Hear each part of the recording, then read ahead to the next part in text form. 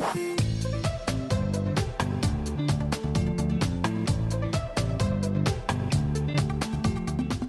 right, welcome into another episode of The Lawyer You Know. Today we're getting back into the LSAT. We're going to talk about some of my experiences, but more importantly than that, we have an expert on the show today that helps people prepare for the LSAT, loves the LSAT, knows the ins and outs about it. We're going to pick his brain today. It's Steve Schwartz from LSAT Unplugged. Steve, thanks for being on the show with us today. Thanks for having me on, Peter. Great to connect with you. Yeah, so I have it from the experience of I took the LSAT twice. I prepped for it. I think I used Kaplan or Barbary or one of those prep courses.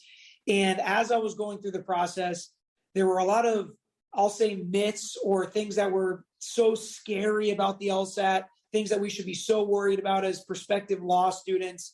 What are some of the things you hear about people that want to prepare for the LSAT or are thinking about it that you just think are totally untrue about it? Well, I think a lot of people get intimidated by the logic game section in particular. You have these weird mathematical style puzzles. You've never seen anything like this in everyday life. You never study it in school. And so a lot of pre-law students tend more towards the humanities side and they get really scared of logic games. But the truth is they're actually one of the most perfectible sections once you get into it. And they were my favorite. So I think, no I think that's one of the things people either love or hate logic games. That was always my favorite. That seemed the easiest and quickest to me. I always had the most time left on the logic games. The first time I went in for the LSAT, so let's talk a little bit about timing, right? So it's a timed test. Do most of your students feel like there's plenty of time or not enough time to take the sections? Well, by the end of the prep process, hopefully they do. But at the start, it's definitely a really tough time constraint. You got 35 minutes to solve around 25 questions.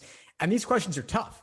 The exam's constructed so that you're not going to be able to finish in the time allotted. So pacing is really, really important. Yeah. One of the tricks that somebody told me is you can open your book before you start so you can read the first question before they tell you to start and all this stuff, even though you're not supposed to. I never had issues with timing. So the time issue, well, I know that's another thing a lot of people were scared of, but you're saying as long as you prepare, there shouldn't be a timing issue by the time it comes to take the test. Yeah, you just got to learn to move at a really fast pace to not second guess yourself on the easier questions. So what's some of the advice you give as far as take it one time and you do well? Do you say to take it again? How many times would you usually advise somebody to try to take it to get their best score when people ask those types of questions? Well, I would definitely recommend retaking because law schools don't average multiple LSAT scores.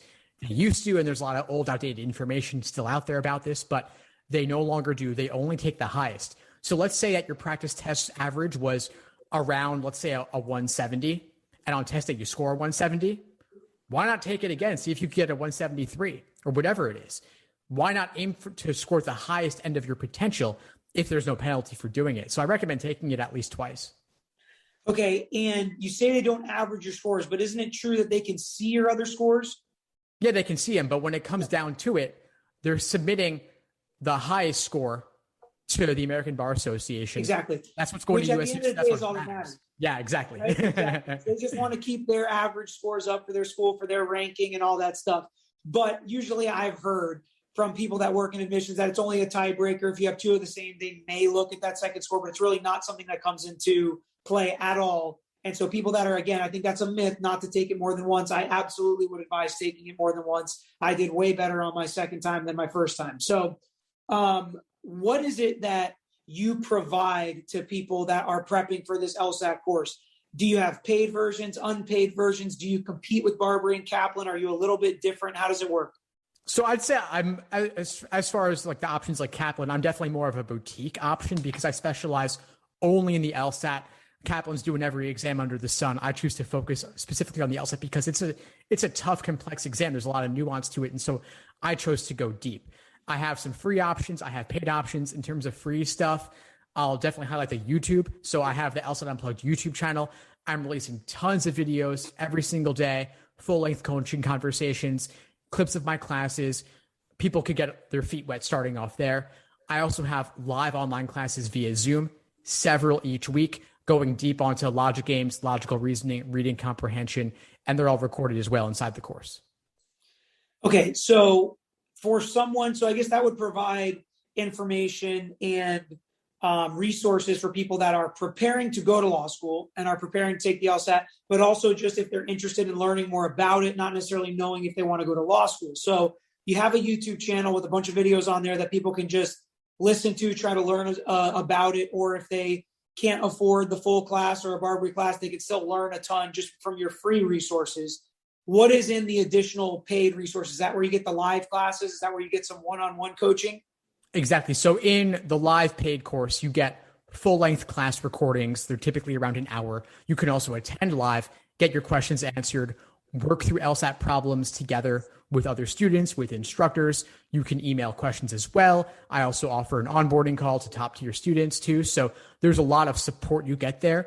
If you can't afford it or you're not sure if the LSAT and law school are right for you, definitely start off with the free stuff. I have thousands of videos on the YouTube channel. I've got a podcast as well, going out multiple times a day. And so there's no shortage of information out there if folks are just looking to get started with that.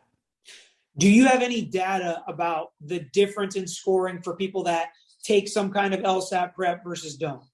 Yeah, definitely. I mean, there's no question that you improve a lot through getting some kind of LSAT prep support, whether it's a book, whether it's a course, whether it's tutoring or coaching, whether it's just doing a study group. But the LSAT's a complex enough exam that it's really tough to go it alone.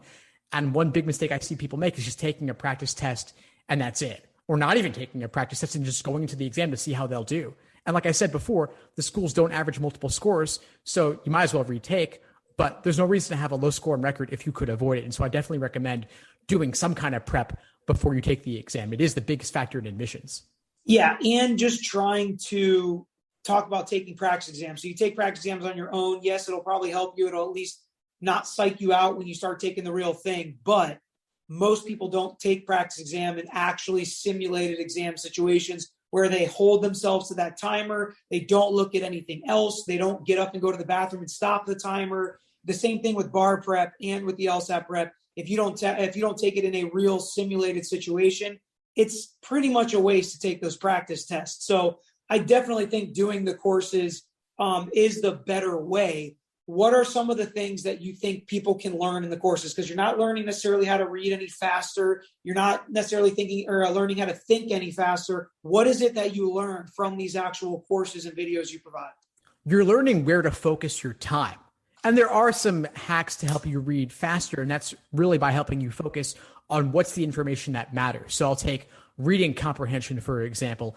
A lot of people get really bogged down in the details, but they're not looking for you to be an expert on some random topic in 3 minutes. They're looking for you to understand the argument's structure, how they go about laying out the different positions within the passage, and then you know where to find key information when you need it. So I don't help you learn to read faster necessarily. It's more about helping you read smarter. Right, exactly. Because you're not teaching anybody a specific answer to a question, right? So people think you go to school, you learn, what are these answers in history class? How do I do this math problem? Whatever it may be. You're not necessarily teaching that specific skill, except logic games. There is some similar things you have to do, but you're just teaching them how to take the test, right? That's really what the focus is on, is how to take this test the best that they can. Exactly. It's not about the content on there. It's about the general principles, the general structure, kind of like in law school, you're studying cases. It's really about how they apply the rule, not about the particular details that you would memorize on a flashcard or anything. So what are some of your secrets? What are some of the things that you really go deep into in your videos in your class that can give people kind of just a little taste if they're interested in learning more through what you provide? Yeah, sure. So an example would be in logical reasoning, there's 14 or 15 different question types. That's a lot of question types to learn.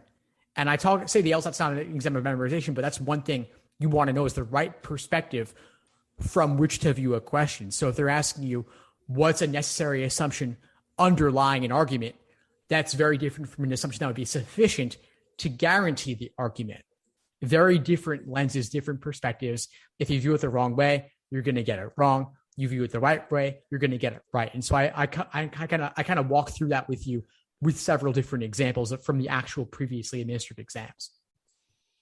And just questions about you? Are you a lawyer? I'm not actually, no. Okay. Have you taken the LSAT though? I did. I scored a 175, which is the 99th percentile. That's awesome. Yeah, that is a high score, confirmed. And what state are you in? I'm in New York. Okay. All right. So, and that's another thing that people maybe don't know. what is there a difference between what state you're in on your LSAT prep and your LSAT scores and things like that? Does not matter at all. You could take it anywhere in the world. It's the same. So the one you took in New York is the same one I took in Florida. I mean, depending on the year, but it's not like the bar exam. So if they're watching your videos from California, Florida, wherever, they're still learning about the same LSAT test that they're going to take in their state. Exactly. So what made you want to go into LSAT prep and dive deep into all this stuff? Well, it's funny. So I was considering law school, and that's how I got into the LSAT. And I kind of got cold feet on going to law school in particular. I realized after some reflection, writing a personal statement, that it really wasn't for me. But I had gotten obsessed with the LSAT when I was studying for it, because it was this one exam that I could not crack. I spent week after week, month after month, my practice test scores would not go up, and I couldn't let it rest. And so over the course of what ended up being an entire miserable year, I finally got my 175. And I was a pre-law student. I majored in political science. And so a lot of my friends were also going down the law school path. And so they started asking me how I did it. I started helping them out. And that's kind of how the teaching grew over time. Very cool. And I think that's a good kind of story to show how you're really focused on this. And that's really what you want to do. It's not necessarily just a stepping stone to get to law school or things like that, but you like helping people understand this test. That is very different. Law school is very different. How you think is very different in law school. We get a lot of questions from law students and prospective law students about this type of stuff. So I think this information will be really helpful to them, that you can crack the LSAT. The timing can get easier. You can dispel the myths. You can get some one-on-one coaching. And there are other options out there besides Barbary and Kaplan that most people just think of. That's what I took. That's what gets pitched to you by the big schools. I went to Florida State. That's what they pitched to us. But today is a new age and people are using YouTube for everything. And I think this is the perfect kind of platform and setup for that, for people to find help on YouTube for free and paid. So I think that hopefully a lot of people reach out to you. I appreciate you coming on our show today, sharing this with us. We like to hit all areas of the law, including law school. And I think this is the perfect video for our LSAT topic. Thanks for tuning into the show. Please subscribe if you haven't done so already to be notified of new episodes as I release them. And feel free to reach out if you need anything at all as you move forward with your prep. I'm happy to help however I can. In the meantime, I'll wish you all the best and take care.